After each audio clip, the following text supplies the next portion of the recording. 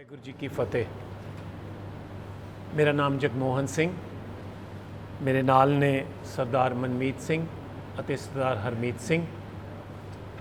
ਅੱਜ ਅਸੀਂ ਦਿੱਲੀ ਵਿੱਚ ਇੱਕ ਇਤਿਹਾਸਕ ਇਕੱਤਰਤਾ ਕੀਤੀ ਹੈ, ਜਿਸ ਵਿੱਚ ਅਸੀਂ ਭਾਰਤ ਸਰਕਾਰ ਵੱਲੋਂ ਜੋ ਯੂਨੀਫਾਰਮ ਸਿਵਲ ਕੋਡ ਬਣਾਏ ਜਾਣ ਦੀ ਪ੍ਰਕਿਰਿਆ ਸ਼ੁਰੂ ਹੋਈ ਹੈ, ਜਿਸ ਲਈ ਲਾਅ ਕਮਿਸ਼ਨ ਨੇ ਤੇ ਵਿਚਾਰ ਮੰਗੇ ਨੇ, ਲੇਕਿਨ ਭਾਰਤ ਦੇ ਪ੍ਰਧਾਨ ਮੰਤਰੀ ਨਰਿੰਦਰ ਮੋਦੀ ਨੇ ਐਲਾਨ ਹੀ ਕਰ ਦਿੱਤਾ ਕਿ ਅਸੀਂ ਇਸ ਨੂੰ ਵੱਡਾ ਮੁੱਦਾ ਬਣਾਵਾਂਗੇ।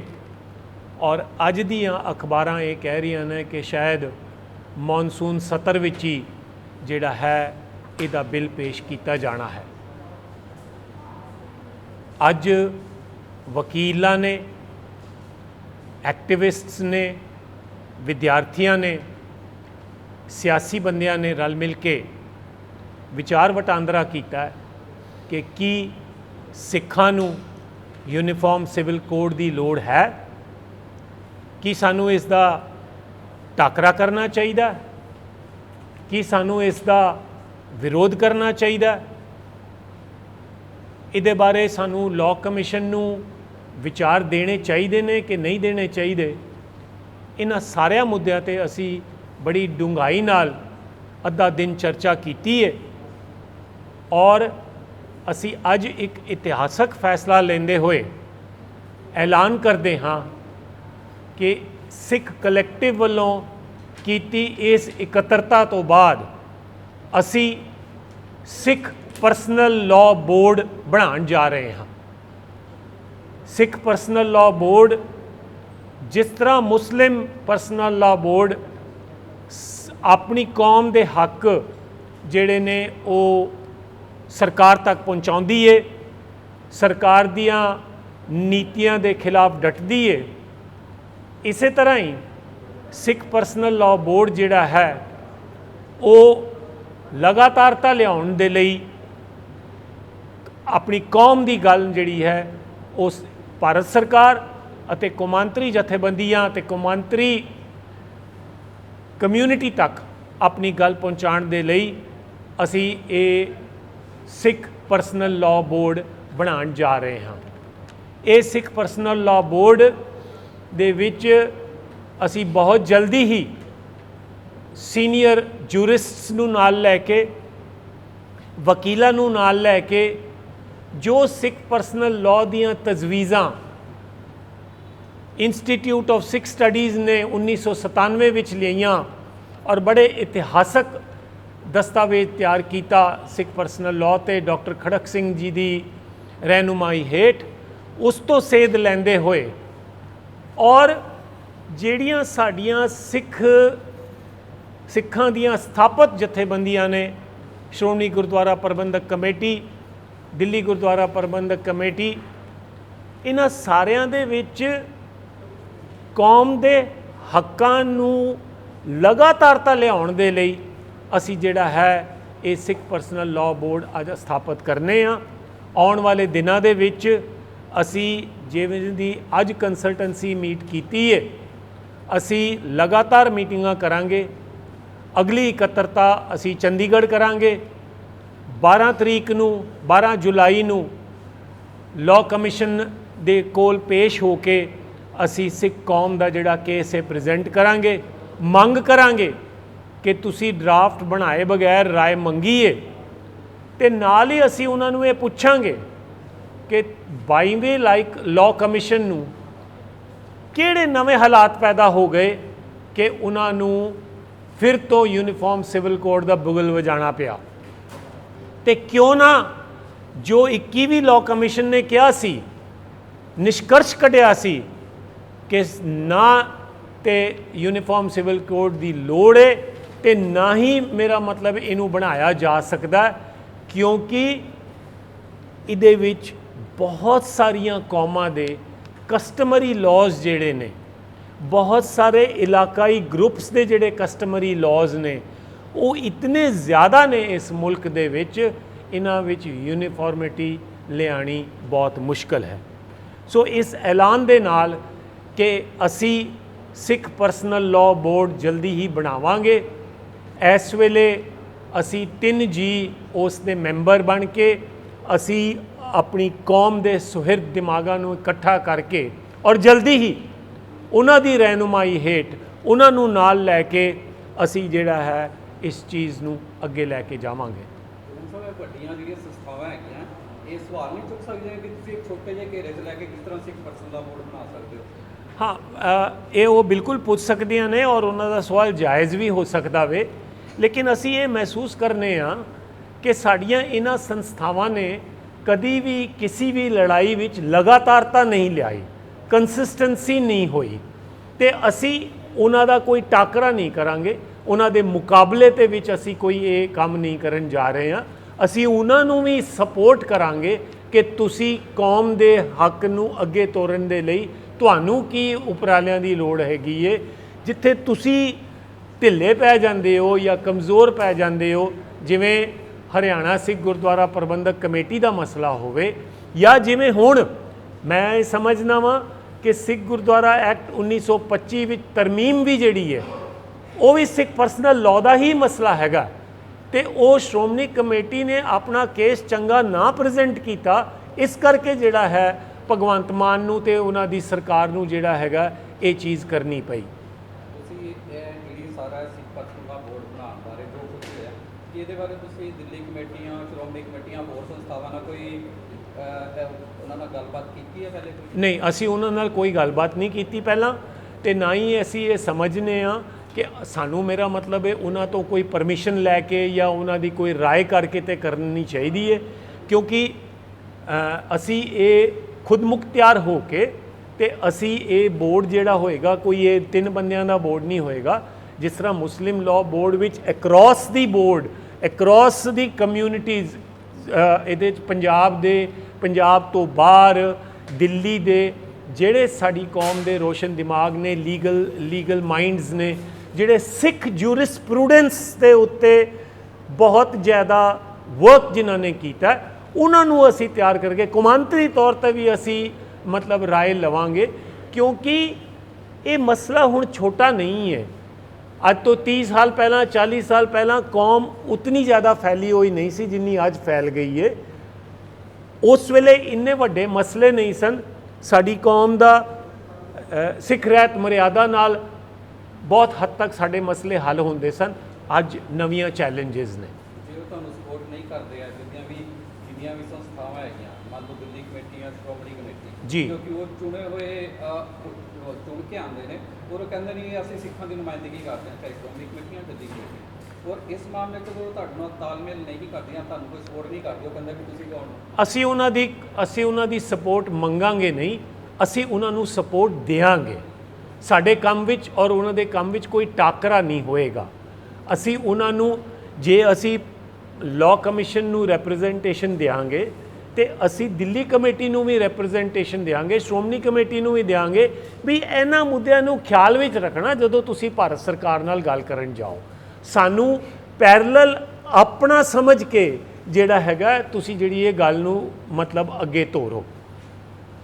ਮੈਂ ਉਹੀ ਕਹਿ ਰਿਹਾ ਕਿ ਜਿਹੜੀਆਂ ਕਮੇਟੀਆਂ ਹੈਗੀਆਂ ਉਹ ਕਹਿੰਦੇ ਕਿ ਤੁਸੀਂ ਮਤਲਬ ਤੁਹਾਨੂੰ ਅਥਾਰਟੀ ਕੀ ਆ ਤੁਸੀਂ ਬਣਾਉਣ ਦੀ, ਕਿਉਂਕਿ ਉਹ ਆਪਣੇ ਆਪ ਨੂੰ ਵੀ ਉਹ ਸਖਤ ਸਿਰਮੌਰ ਸਮਝਦੀਆਂ ਨੇ, ਤੇ ਉਹ ਤੁਹਾਨੂੰ ਪੁੱਛਣਗੀਆਂ ਵੀ ਤੁਹਾਨੂੰ ਅਥਾਰਟੀ ਕੀ, ਤੁਸੀਂ ਕਿਸ ਤਰ੍ਹਾਂ ਬਣਾ ਲਈ ਆ? ਸਾਨੂੰ ਅਥਾਰਟੀ ਸਾਡੀ ਕੌਮ ਨੇ ਤੇ ਸੰਗਤ ਨੇ ਦੇਣੀ ਹੈ, ਠੀਕ ਹੈ ਨਾ ਜੀ।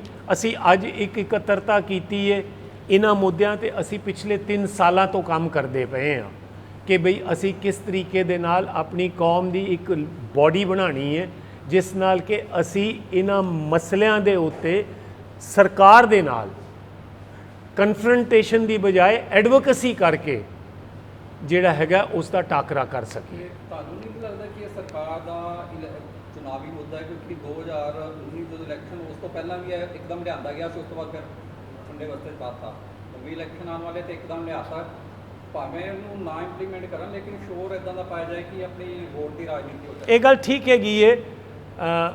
ਇਸ ਮੁਲਕ ਵਿੱਚ ਆਦੀਵਾਸੀਜ਼ ਨੇ, ਇੰਡੀਜੀਨਸ ਪੀਪਲਸ ਜਿਨ੍ਹਾਂ ਨੂੰ ਕਹਿੰਦੇ ਆ, ਉਹ ਵੀ ਹੈਗੇ ਨੇ, ਤੇ ਇਹਨਾਂ ਸਾਰਿਆਂ ਨੂੰ ਅਕ੍ਰੋਸ ਦੀ ਬੋਰਡ ਮਨੀਪੁਰ ਅੱਜ ਉਹਨਾਂ ਮਸਲਿਆਂ ਤੇ ਹੀ ਚੱਲ ਰਿਹਾ ਹੈ ਜਿਨ੍ਹਾਂ ਮਸਲਿਆਂ ਤੇ ਇਹ ਯੂਨੀਫਾਰਮਿਟੀ ਲਿਆਉਣਾ ਚਾਹੁੰਦੇ ਨੇ।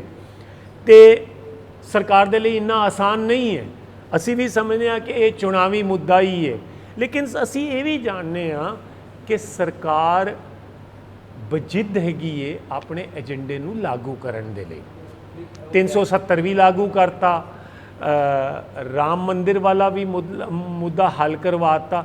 ਹੁਣ ਫਿਰ ਤੋਂ ਸੁਪਰੀਮ ਕੋਰਟ ਦੇ ਜਜਮੈਂਟਸ ਦਾ ਸਹਾਰਾ ਲੈ ਕੇ ਔਰ ਡਾਇਰੈਕਟਿਵ ਪ੍ਰਿੰਸੀਪਲਸ ਦਾ ਸਿਲੈਕਟਿਵ ਯੂਜ਼ ਕਰਕੇ ਸਾਨੂੰ ਡਰਾਇਆ ਜਾ ਰਿਹਾ, ਘੱਟ ਗਿਣਤੀ ਕੌਮਾਂ ਨੂੰ ਡਰਾਇਆ ਜਾ ਰਿਹਾ, ਜਿਹਦਾ ਡਾਇਰੈਕਸ਼ਨ ਉੱਥੇ ਤੱਕ ਜਾਣਾ ਹੈ ਕਿ ਉਹਨਾਂ ਨੇ ਘੱਟ ਗਿਣਤੀ ਕੌਮ ਦੀ ਜਿਹੜੀ ਡੈਫੀਨੇਸ਼ਨ ਹੈ ਉਹਨੂੰ ਹੀ ਖਤਮ ਕਰਨੀ ਹੈ।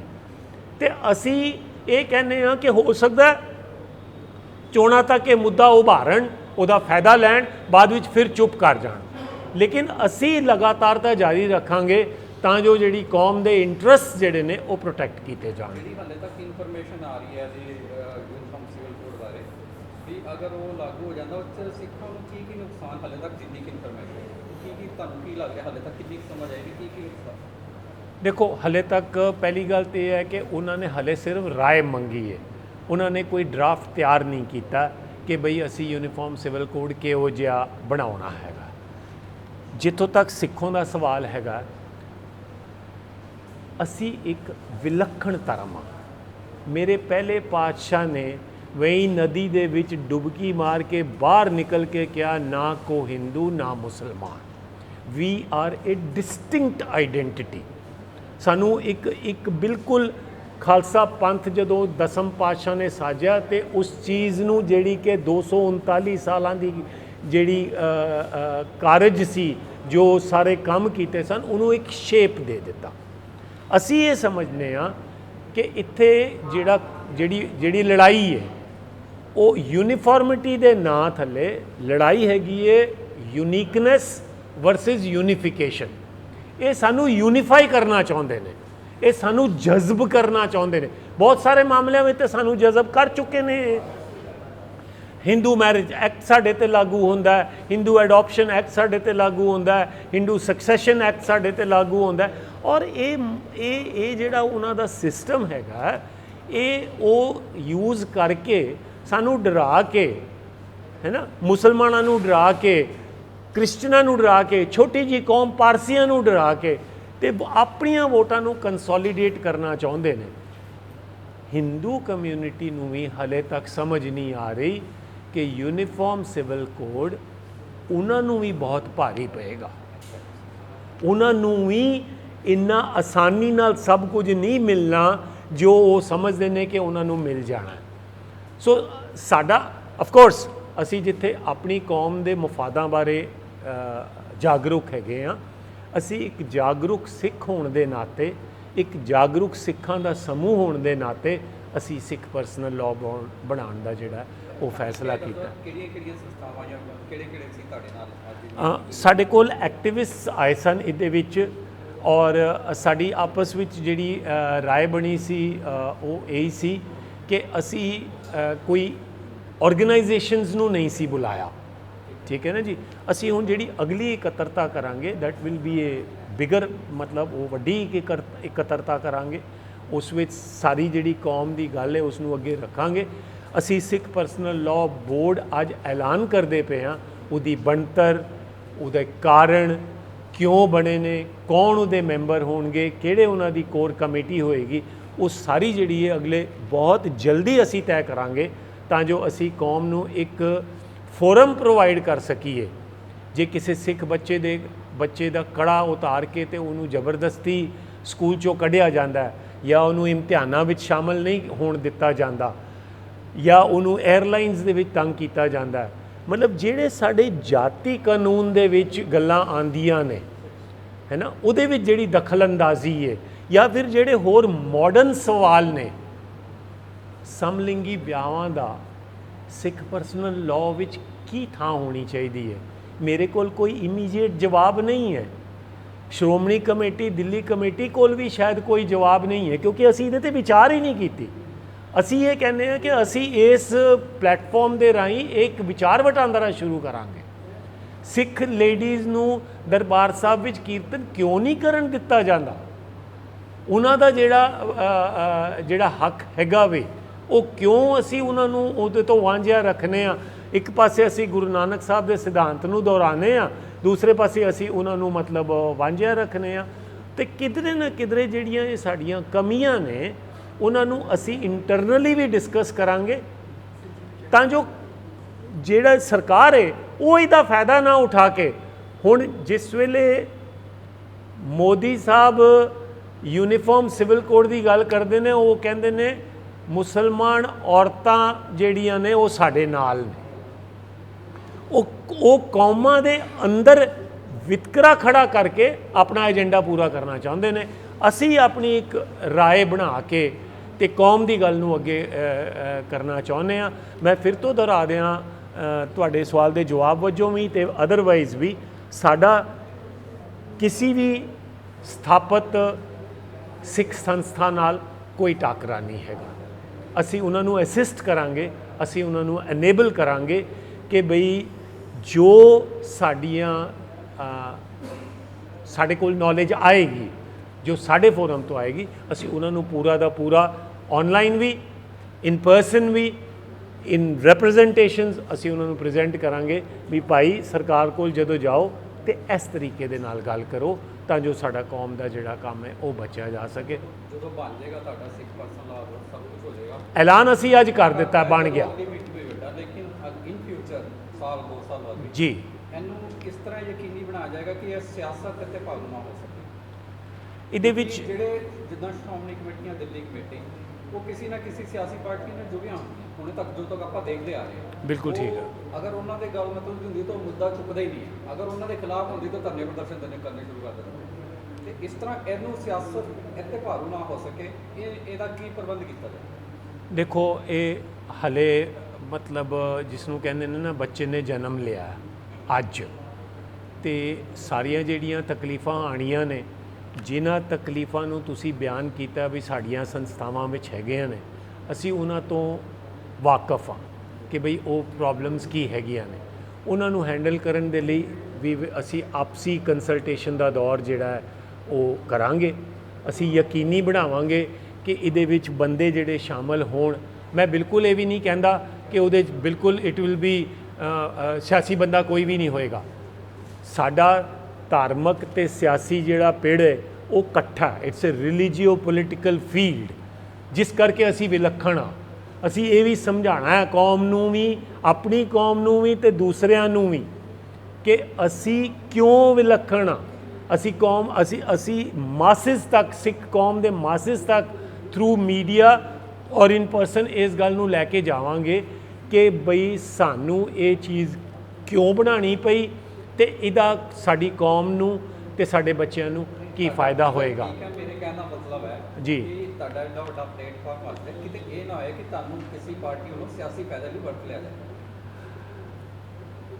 ਜੇ ਕੌਮ ਦੇ ਫਾਇਦੇ ਲਈ ਵਰਤੇ ਜਾਵਾਂਗੇ ਤੇ ਵਧੀਆ ਗੱਲ ਹੈਗਾ, ਤੇ ਜੇ ਸਿਆਸੀ ਫਾਇਦੇ ਦਾ ਕੋਈ ਸਾਨੂੰ ਉਠਾਉਣਾ ਚਾਹੇ, ਸਾਨੂੰ ਸਤਰਕ ਹੋਣਾ ਪਏਗਾ। ਤੇ ਮੈਂ ਸਮਝਦਾ ਕਿ ਅਸੀਂ ਜ਼ਰੂਰ ਸਤਰਕ ਹੋਵਾਂਗੇ ਕਿ ਸਾਡਾ ਕੋਈ ਇਸ ਤਰੀਕੇ ਨਾਲ ਨੈਗੇਟਿਵ ਲਾਭ ਨਾ ਉਠਾ ਸਕੇ।